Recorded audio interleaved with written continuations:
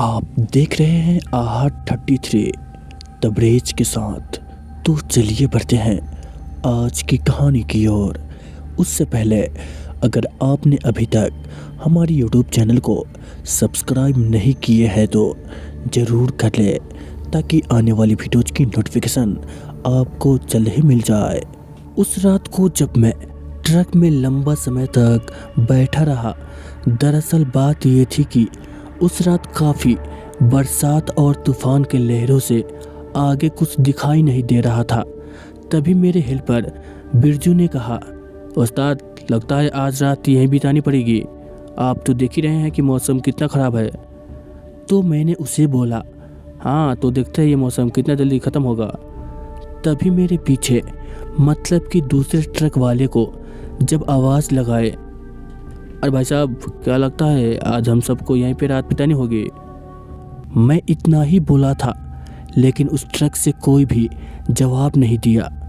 फिर मैंने सोचा कि अरे ये लोग बोल क्यों नहीं रहे हैं। इतनी तूफ़ान और बारिश में तो बाहर जा ही नहीं सकते।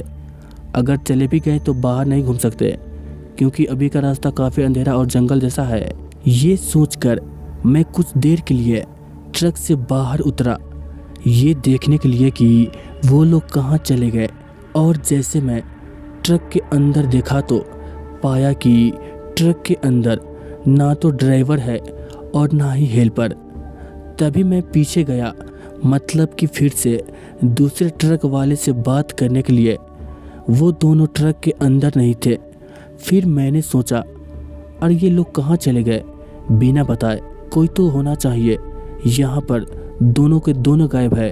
तभी मेरे हेल्पर बिरजू ने कहा, उस्ताद भागो यहाँ से। तो मैंने बोला, अरे क्या हुआ तुझे। तो उसने फिर से कहा, अरे उस्ताद वो देखो। जैसे मैं उस ओर देखा तो पाया कि वहाँ पर एक सफ़ेद साड़ी पहने औरत, जिसकी पैर ही नहीं थी और हवा में उड़ रही थी।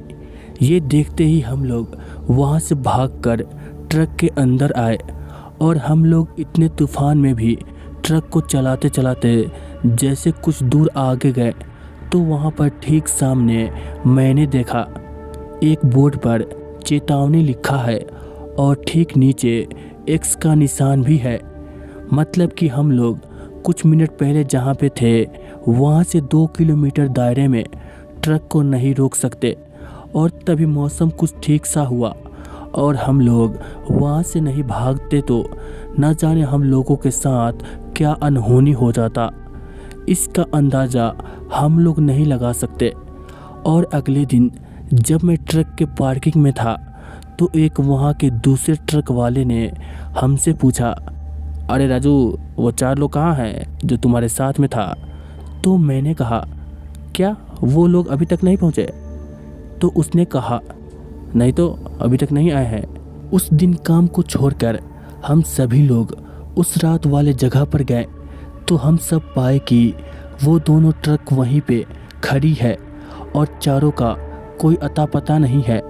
तो मैंने सोचा शायद वो औरत चारों को मार दी होगी। काश हम लोग उस रात यहाँ नहीं रुकते।